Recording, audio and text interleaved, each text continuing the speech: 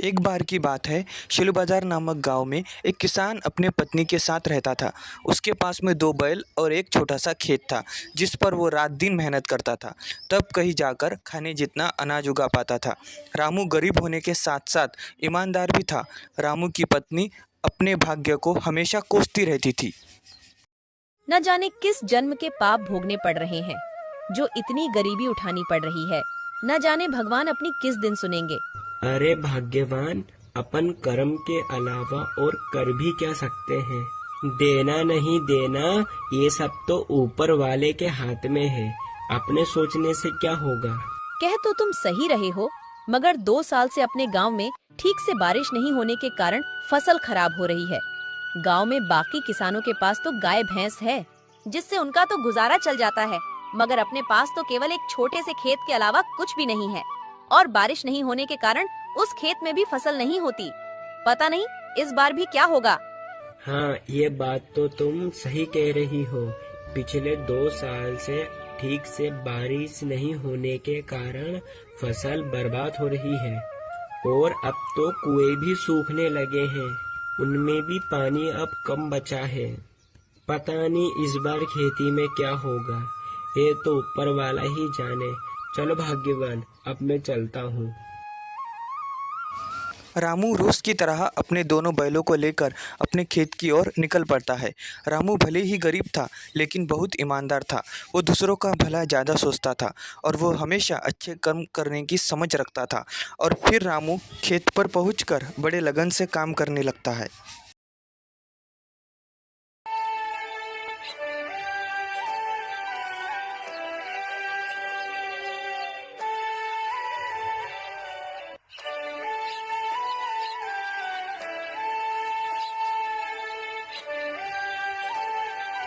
फिर थोड़ी देर बाद अरे, इतनी धूप में काम करने के बाद अब मुझे भूख लग रही है।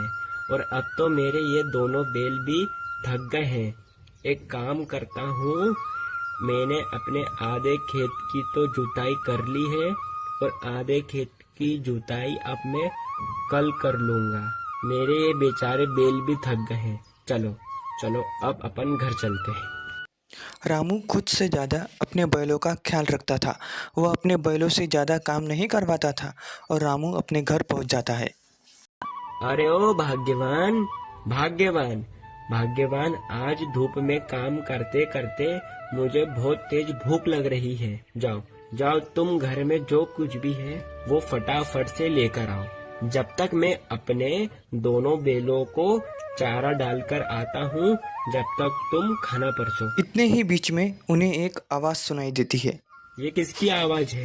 वो दोनों घर के बाहर निकलकर देखते हैं तो एक साधु महाराज भिक्षा मांगने के लिए उनके घर के बाहर खड़े हुए होते हैं। जो कुछ भी घर में हो, चावल, गेहूं, बाजरा, दाल, वो मुझे दे दो बेटा। अरे साधु महाराज, हम सब पहले से ही इतने गरीब हैं। हम जैसे तैसे करके अपना जीवन गुजार रहे हैं। ऐसे में हम तुम्हें कहाँ से दान दें। गरीब किसान की स्थिति देखकर बाबाजी समझ गए थे और वह बोले, कोई बात नहीं बेटा, कोई बात नहीं। ठीक है बेटा, अब मैं चलता हूँ। मैं किसी और घर से भिक्षा मांगकर खा लूँगा। अरे भाग्यवान, अपने घर में बाबा को देने लायक कुछ भोजन है क्या।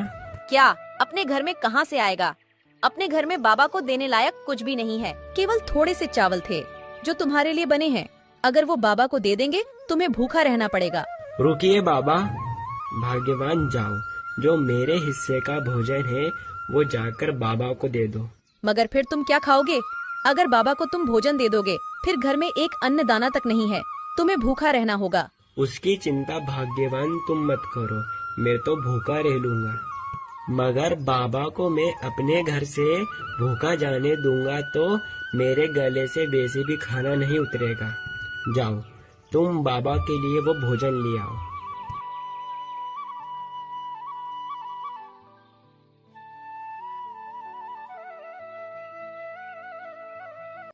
रामू की पत्नी रामू के बात के अनुसार रामू के हिस्से का खाना बाबाजी को दे देती है।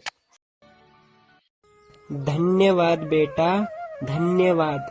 भले ही तेरे अभी बुरे दिन चल रहे हैं, मगर ऊपर वाला सब देख रहा है। वो तेरी एक दिन अवश्य सुनेगा बेटा, धीरज रख।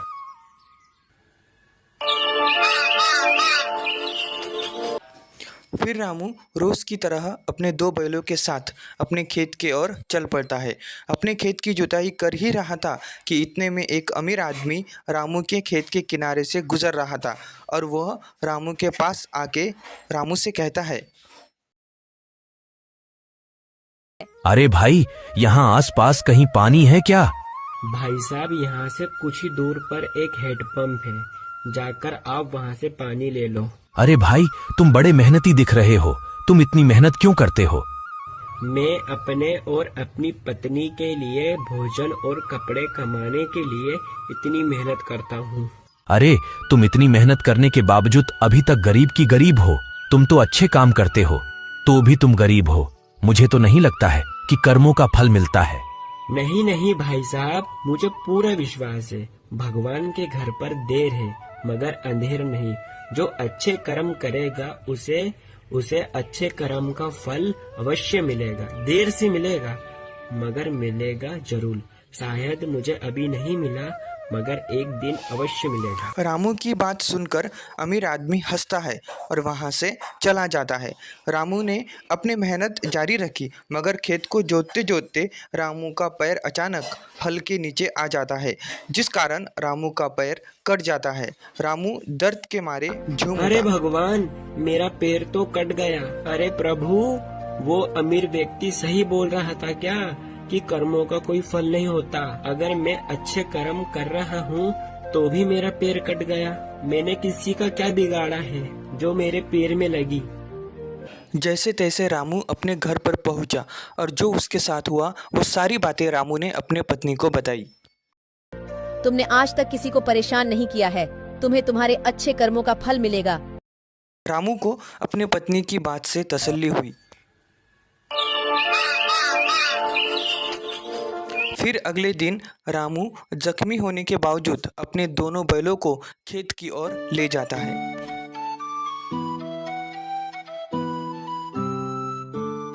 अरे अभी तक बारिश तो आई नहीं, अब फिर मैं अपने खेत की सिंचाई कैसे करूँगा? चलो एक काम करता हूँ, अपने खेत के कुएं में जाकर देखता हूँ उसमें कितना पानी है। अगर उसमें पानी हुआ तो अपने खेत की सिंचाई करूँगा। अपने खेत के कुएं के पास जाता है मगर कुएं में एक बूंद भी पानी नहीं था। कुआं पूरा सूखा पड़ा था। मेरा खेत का कुआं तो पूरी तरह से सूख गया। अरे भगवान, ये कैसी परीक्षा ले रहे हो? घर में अन्न का एक दाना नहीं और अब तो मेरा कुआं भी सूख गया है। इस बार खेती में कैसे करूँगा भगवान? एक काम करता हूँ, मैं अपने कुएं के अंदर जाकर खुदाई करता हूँ। अगर पानी निकल जाए, हे भगवान कृपा करना प्रभु।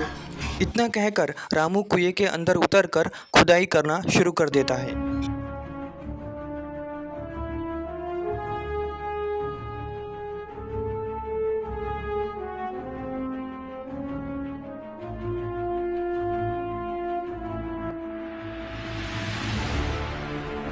फिर थोड़े समय बाद कुएं के एक पत्थर के अंदर से पानी निकलना शुरू हो ये जाता है। पानी कहाँ से आया? मुझे तो अपनी आंखों पर विश्वास ही नहीं होता। मुझे तो लगता है ये सब मेरे अच्छे कर्मों का फल है जो मुझे मिला। भाग्यवान सही कह रही थी कि तुम्हें तुम्हारे अच्छे कर्म का फल अवश्य मिलेगा। ऊपर वाले ने मेरी सुन ली।